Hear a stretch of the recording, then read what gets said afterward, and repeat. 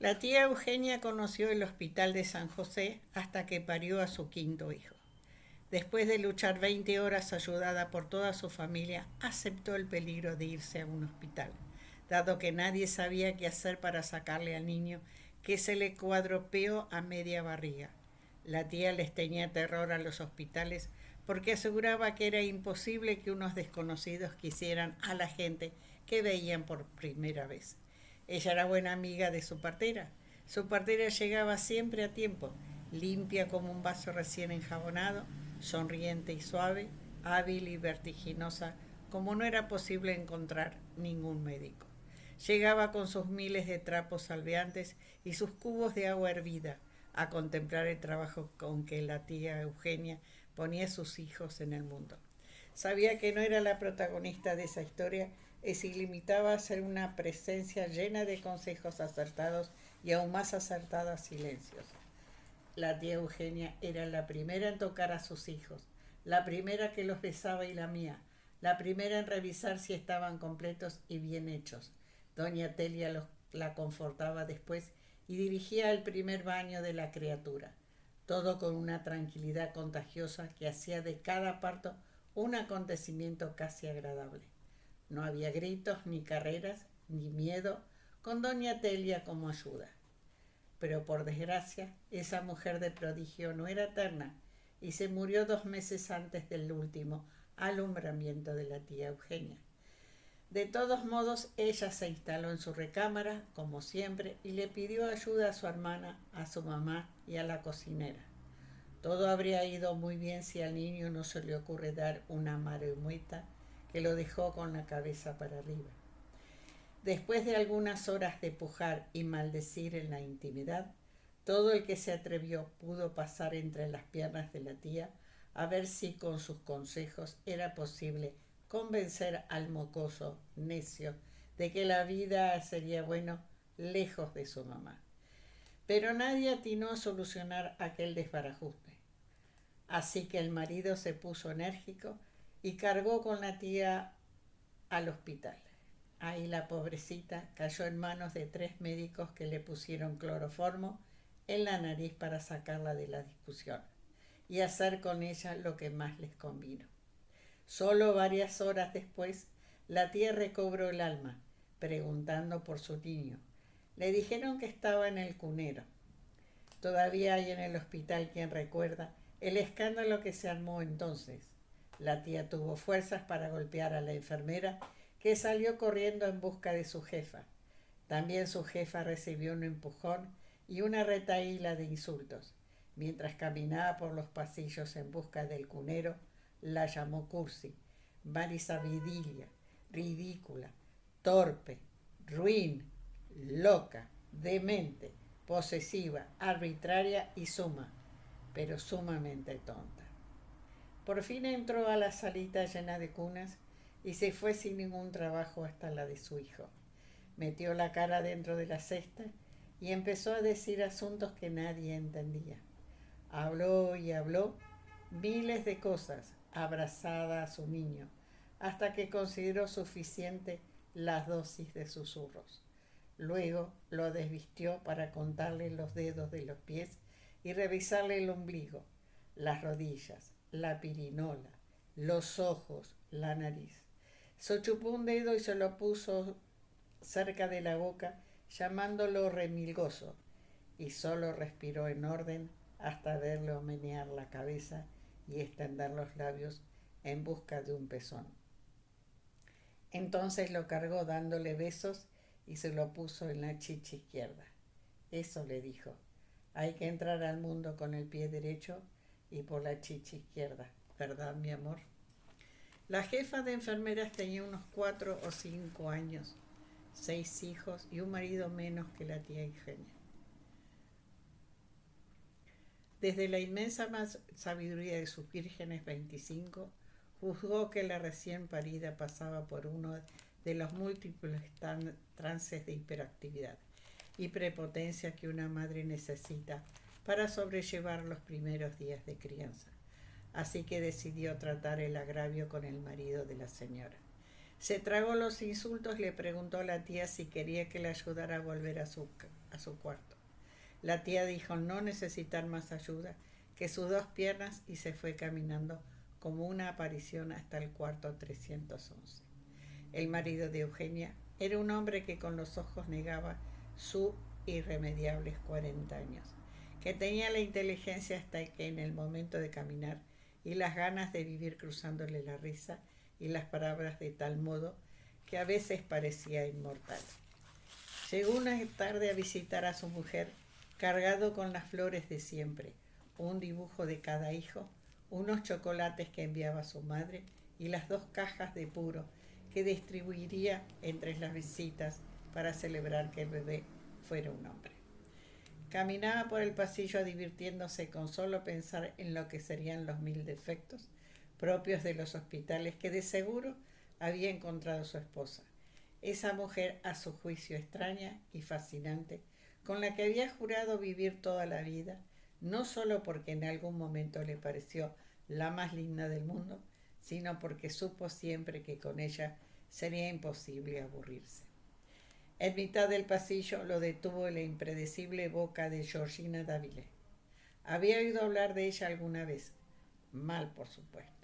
A la gente le parecía que era una muchacha medio loca, rica como todas las personas de las que se habla demasiado, y extravagante porque no podía ser más que una extravagancia meterse a estudiar medicina en vez de buscarse un marido que le diera razón a su existencia.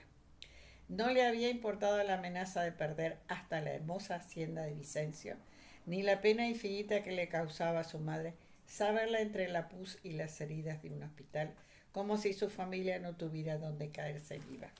En realidad era una vanidosa empeñada en tener profesión, como si no tuviera ya todo. Hasta el padre Mastachi le había hablado de los riesgos de la soberbia, pero ella no quería oír a nadie.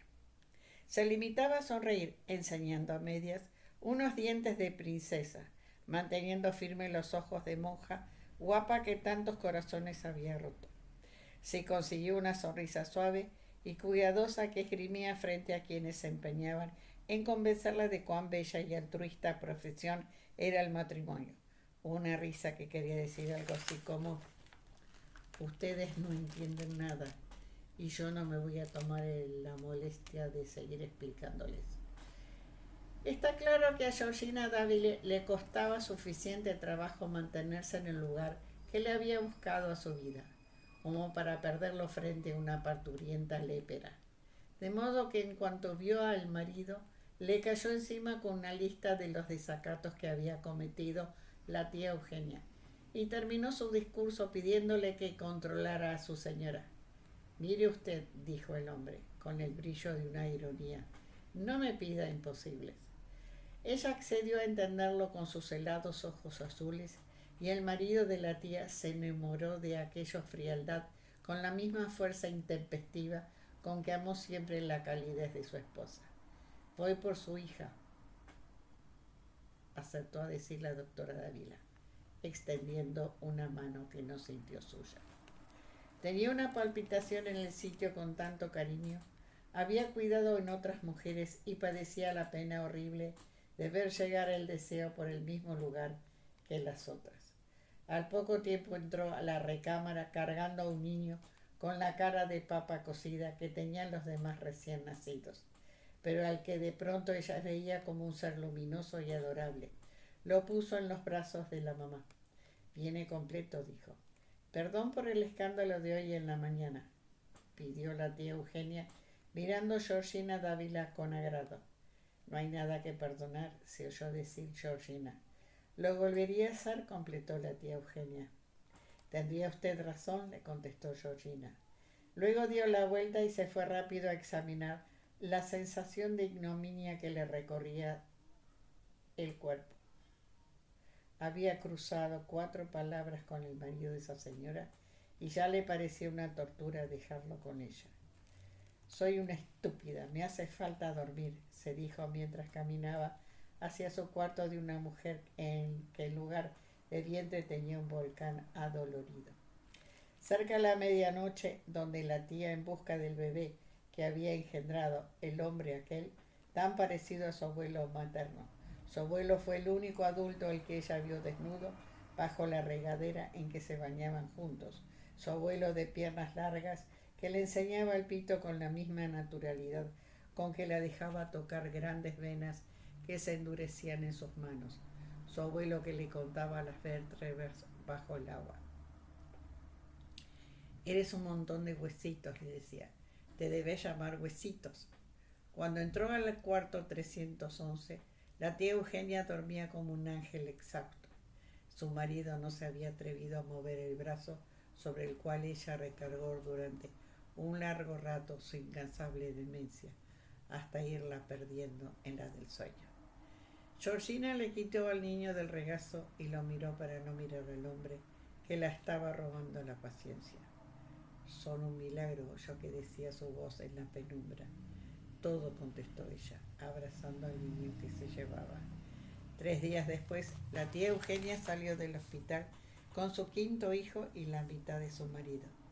De un día para otro, el hombre aquel había perdido la certidumbre de su dicha sin agujeros, la fuerza que alguna vez lo hizo inmortal, el control de sus días y de sus sueños. Desde entonces vivió en el infierno, que es disimular un amor frente a otro, y ya nada fue bueno para él. En ninguna parte estuvo a gusto y se le instaló en los ojos una irremisible nostalgia. Toda la pasión con que alguna vez anduvo por la vida se le partió en dos y ya no fue feliz.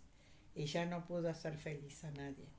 Por eso cuando en medio de una comida familiar su corazón debilitado no pudo seguir con la vida en vilo de esos años, la tía Eugenia lo llevó sin la menor duda al Hospital San José, porque ahí estaría Georgina.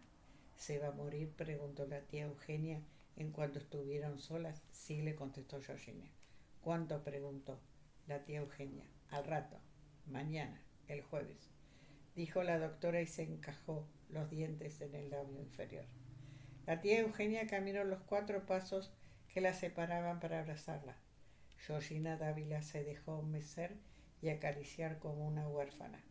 Una semana después el cambio de enfermeras la sorprendió a las dos llorando sobre el mismo cadáver. Entre las dos habían velado sus últimos sueños, le habían quitado los harapos al ir y venir de su mirada, habían puesto sosiego en sus manos, palabras de amnistía en sus oídos. Cada uno le había dado como un último consuelo la certidumbre de que era imposible no querer a la otra. Nadie pudo ser mejor compañía, nadie era tan infeliz como yo, más que Georgina, contaba la tía Eugenio años después, al recordar los orígenes de su larga hermandad con la doctora Dávila.